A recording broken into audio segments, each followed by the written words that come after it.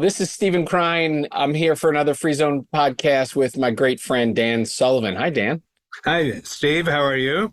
I'm doing well. Crazy world we're living in, but very excited about digging in today to our next episode because I've been thinking a lot about core values and our organization's core values, my family's core values.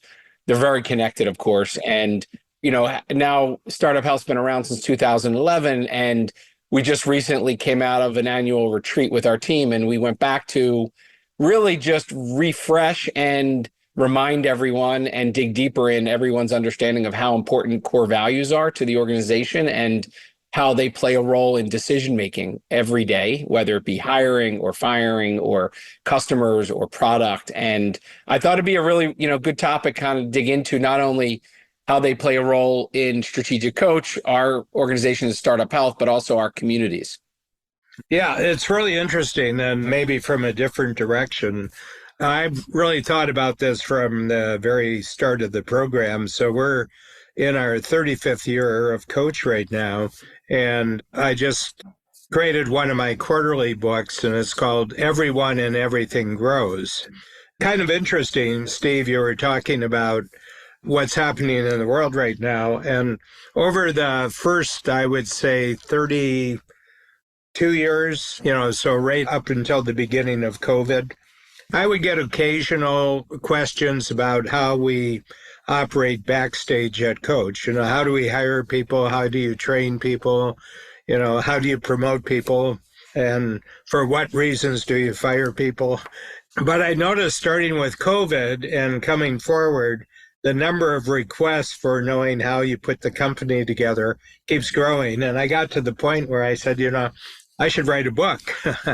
And it's very, very interesting. We had a set of, they were just in a 4-page handout. It was called The Remarkable Coach Culture.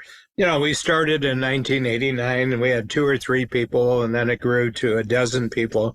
But now we're 130, and it's not a small company anymore.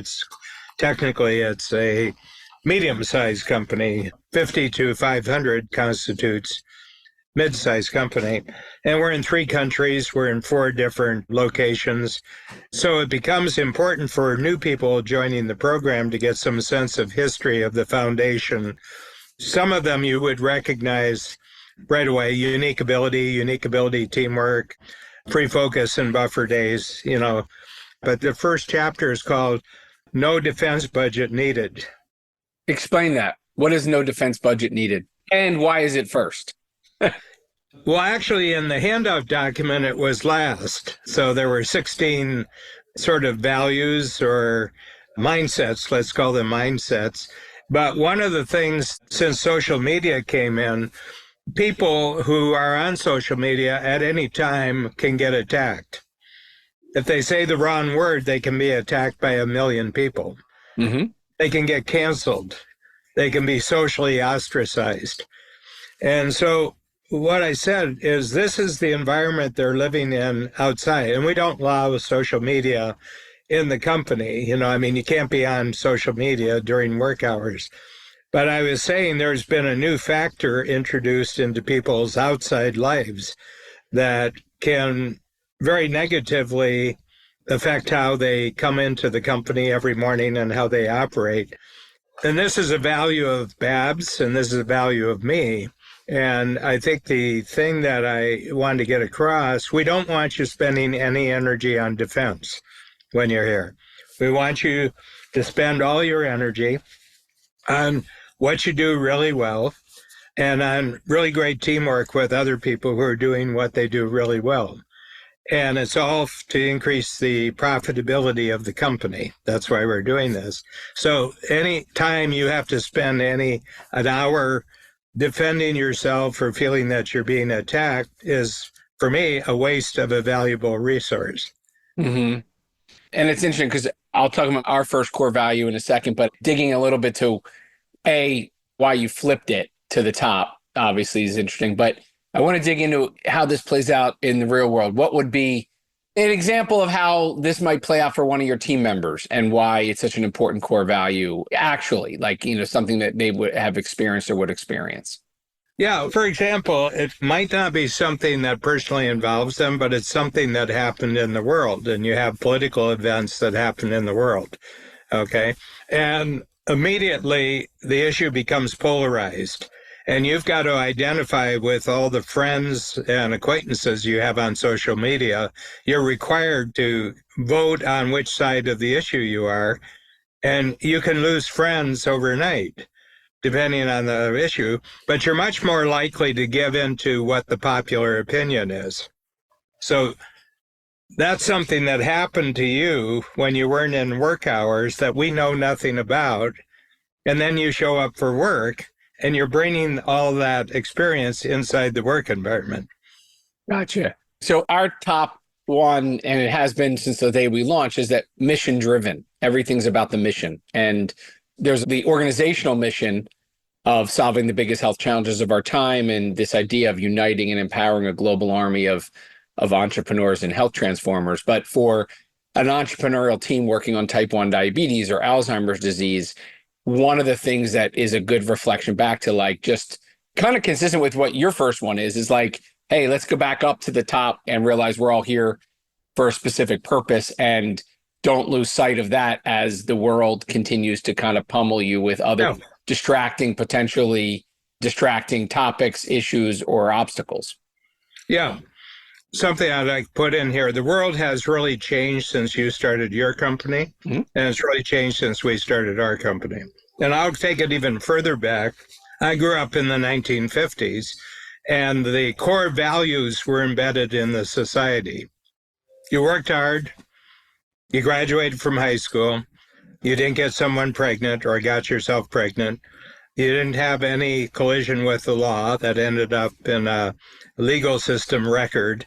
You got yourself a job, you saved money, and you proceeded with your life to age 65. And that was a core value of the community you were in. Core value was right in the society. It was structured into the environment that you lived in. There's a whole number of reasons why this happened, but I think the society, which was fairly unified, and it wasn't much different in New York City than it was farm country Ohio. You know, it was red, white, and blue. It was the 4th of July.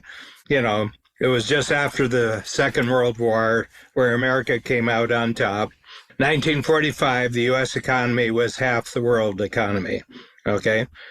It was a time of abundance. The boomer generation wasn't yet in the workplace. I'm 2 years before the boomer generation, so I'm in 44. And all I've known all my life is abundance because we were a smaller generation. And because of the Great Depression and because of the Second World War, we were the smaller generation.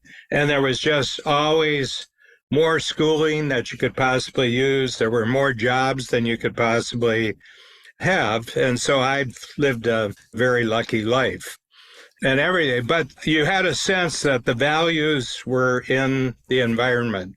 Yep. And I think decade by decade since the 1950s, things have fragmented. And I think microtechnology had a lot to do with that. Yeah. So we end up today where people find, especially organizing structures like companies, become your community. And I think the value reinforcement of a company today is 10 times more important than it was in the 1950s. It's interesting because we think about like aligning every action and relationship with our core values. And when you think about mission, it's the great equalizer. You either are or you're not inspired by passion and have conviction for the mission. Yeah. It's not only about who's on the team, but your customers, your collaborators, your investors. It's interesting to me.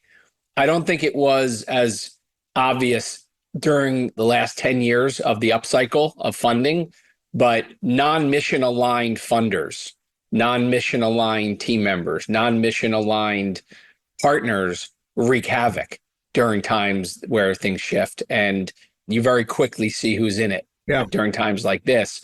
And so doubling down on really curating mission aligned relationships is key. That's for us, the core value. And I think similarly, as you go down them, you look through that lens, it's somewhat comforting. Well, I would say another thing, you talk about companies, but there's a radical difference between a company that's actually where the founder entrepreneur is in charge of the company rather than a corporation where it's a hired gun, and you can see that. I mean, if you look at a major corporation like Walt Disney, you would not see Walt Disney Corporation having the problems it has today if Walt Disney and Roy Disney were in charge. Yeah. Okay. The CEO now is famous but he's only famous in terms of his quarterly returns. He's not famous for any kind of culture that he created. Yeah. He didn't create the culture. He's there for 6 years and he retired and they brought him back because his successor failed. Yeah. And you juxtapose that with one of the favorites, by the way, obviously is Apple, to go to an easy one like Apple. But it's been interesting. This generation of Microsoft is much more like that. Not the Steve Ballmer, but when Bill Gates did it, there was a culture like that. I think you didn't have that, and now you have it again. Yeah. But you're right. There is an driven culture ultimately that. Yeah. And we're very conscious, Babs and I, that we're under observation all the time. Regardless of what we do and what we say, our teams is taking their cues for us.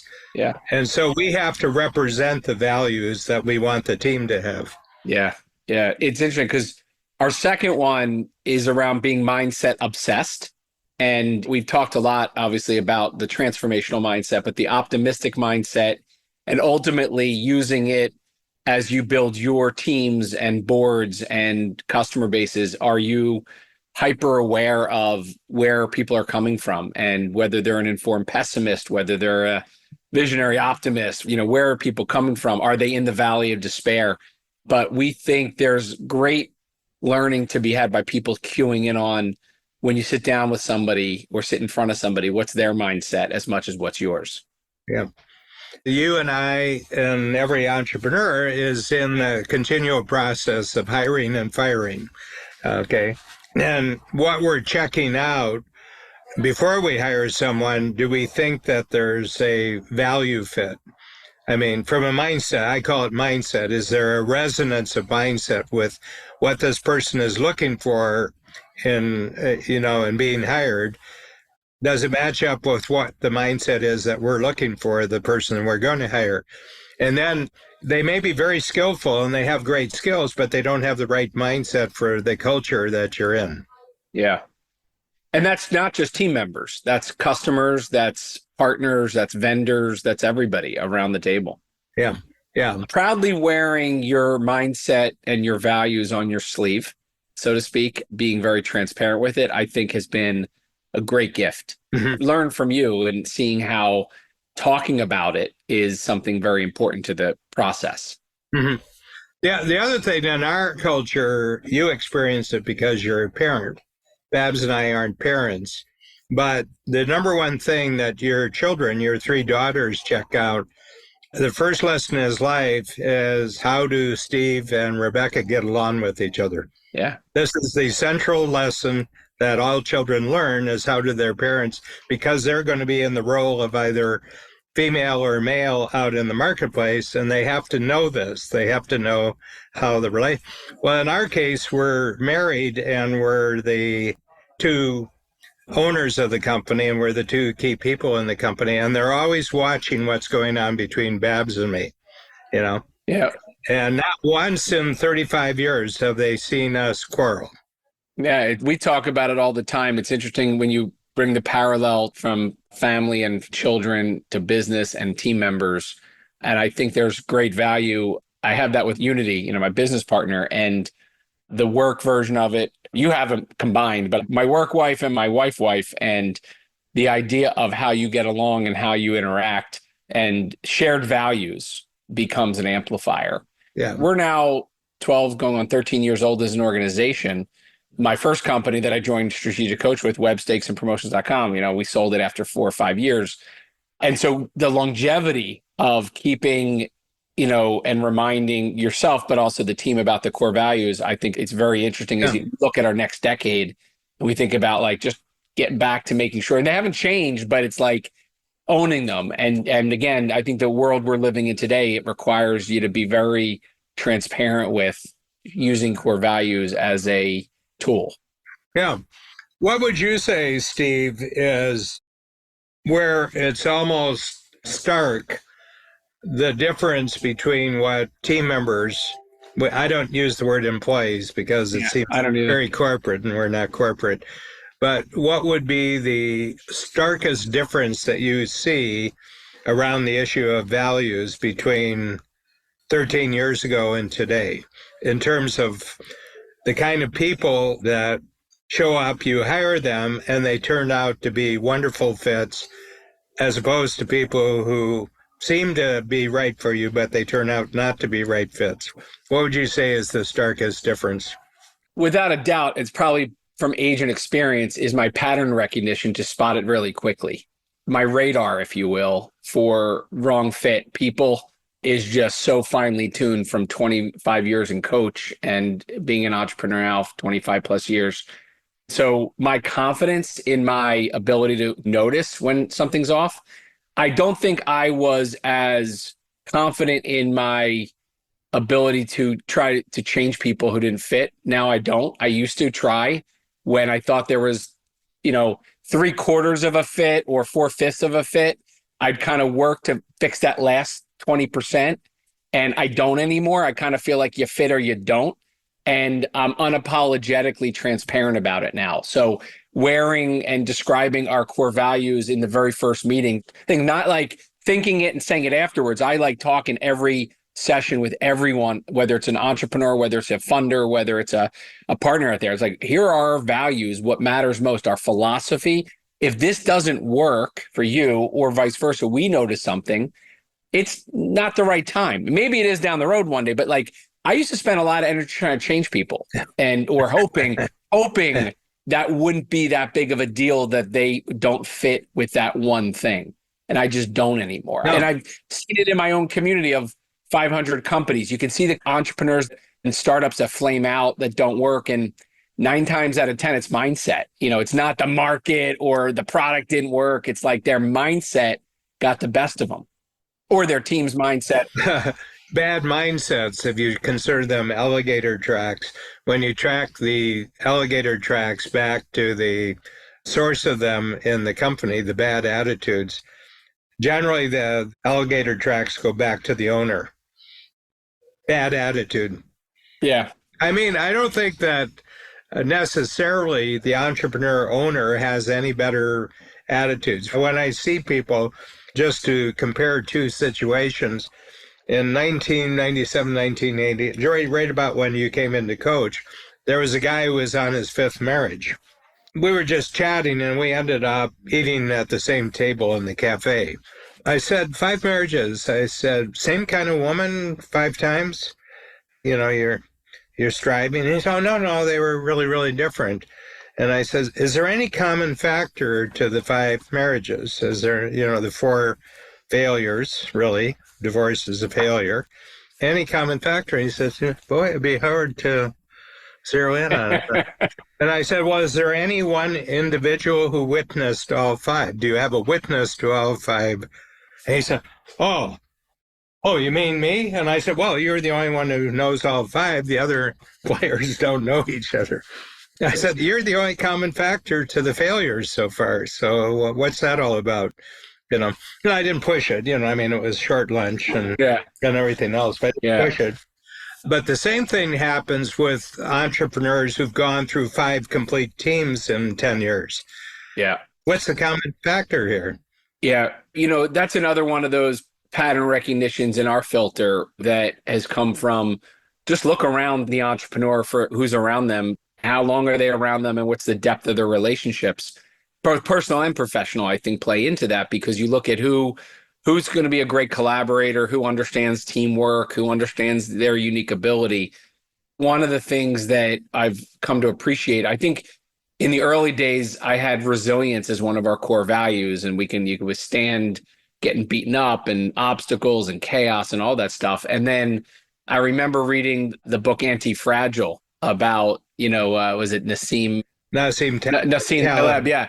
And learning about the difference between being resilient and being anti-fragile and how you get stronger with the chaos and with the disorder Yeah. and with the obstacles. And I realized not only is that the value that we embody, me, Unity, our team, and those around us, but how important it is to kind of approach whatever you're building that way. And so it's harder in the, let's call it the 2012 to 2020 or even 2015 to 2020 timeframe to talk about how important that is. But now when you look at what the difference is in the people who have, starting in 2020 with the pandemic all the way through to today, how they're living and dealing with everything that they don't control impacting them, and how valuable it is to have an anti-fragile mindset and be anti-fragile versus just resilient.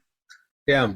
We just completed 5 videos, our video team inside, where we had team members who had been at Coach more than 20 years and clients who had been at Strategic Coach, the program, for more than 25 years.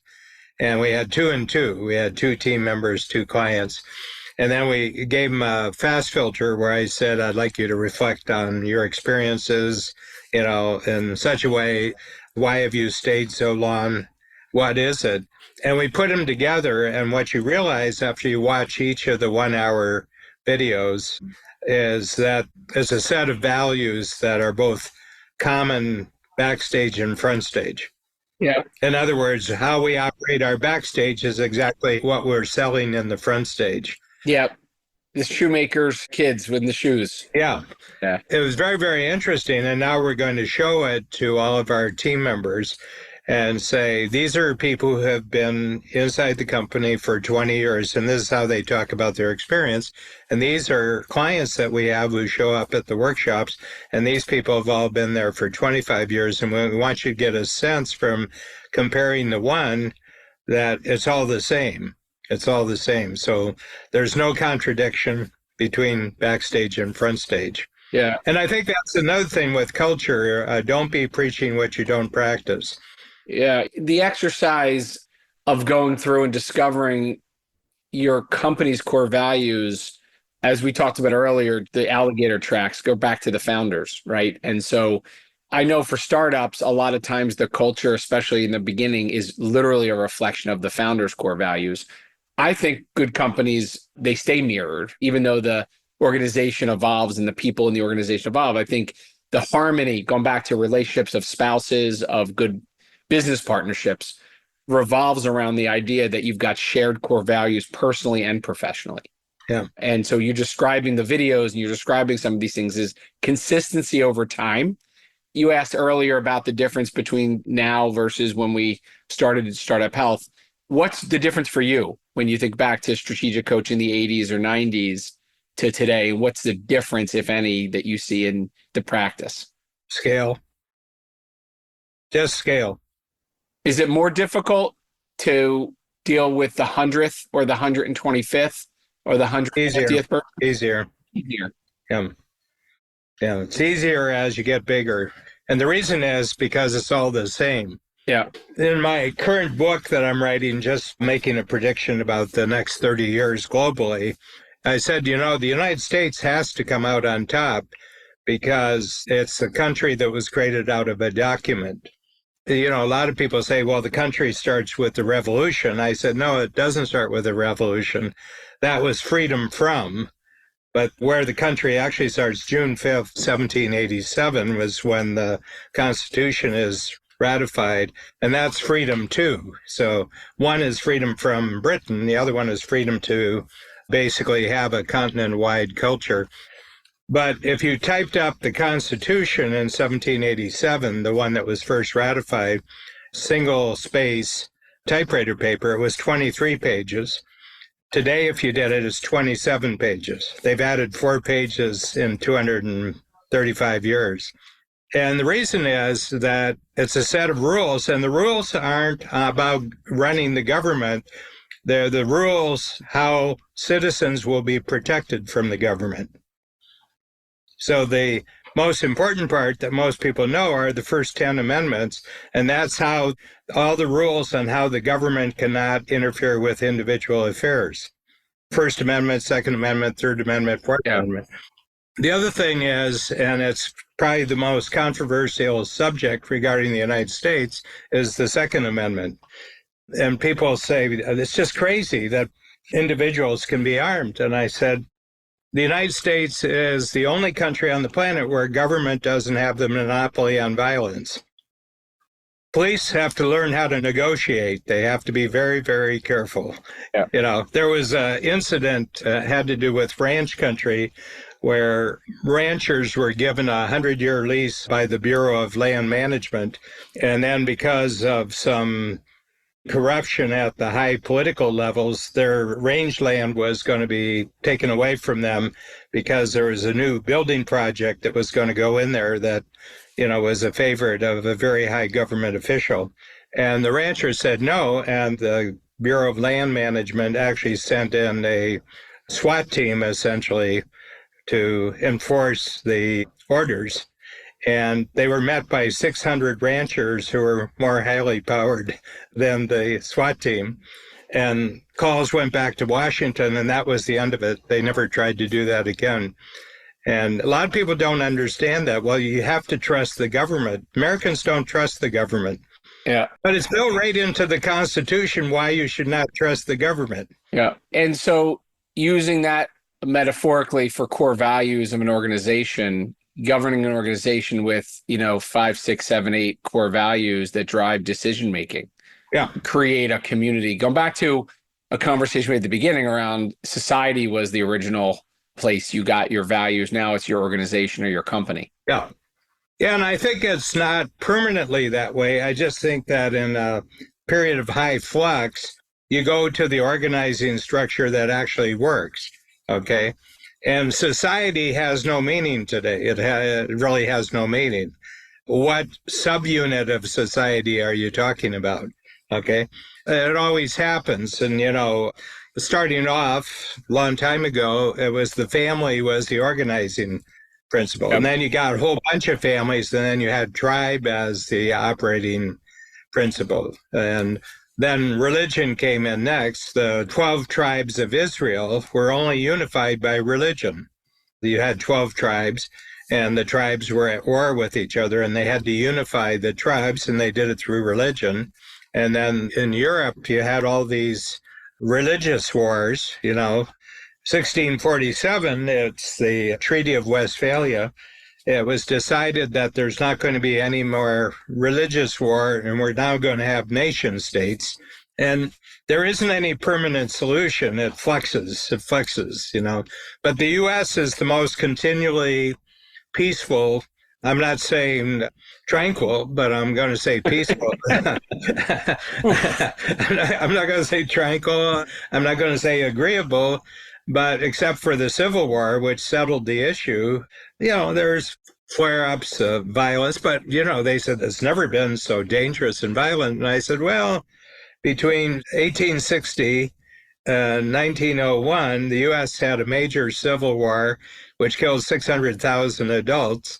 And they had 3 presidents assassinated. I said, you got to know your history here. And there were riots.